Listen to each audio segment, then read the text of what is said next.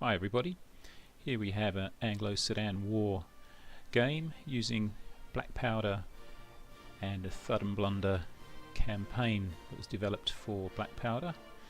We'll also be using Wargamer Ada Comp game system, which you'll see throughout this video. The game has already started and a couple of game turns in where the British have moved up the table.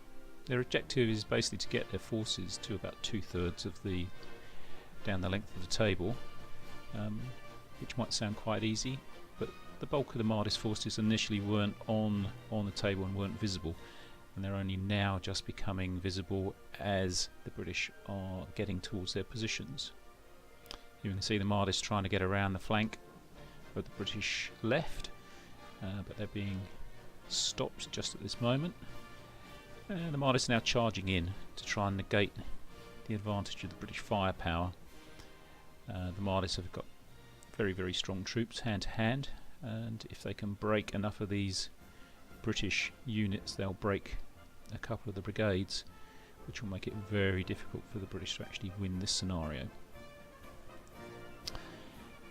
British have been pushing up in line, trying to keep one line across the entire frontage in an attempt to sort of bludgeon their way through and push the Mahdi's forces out of the way, and not being too successful at the moment. The Mahdi's are actually managing to hold their own, and in some instances are actually outshooting the British forces, which, as the game goes on, are slowly being forced back.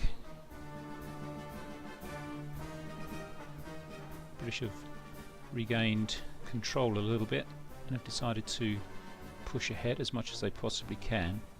The game's getting to quite a critical condition now, where both sides have got a couple of broken brigades, so it's only going to take one or two more units to become shaken or a brigade and broken, and the game will be over. So both sides are pushing units in to try and get that critical win.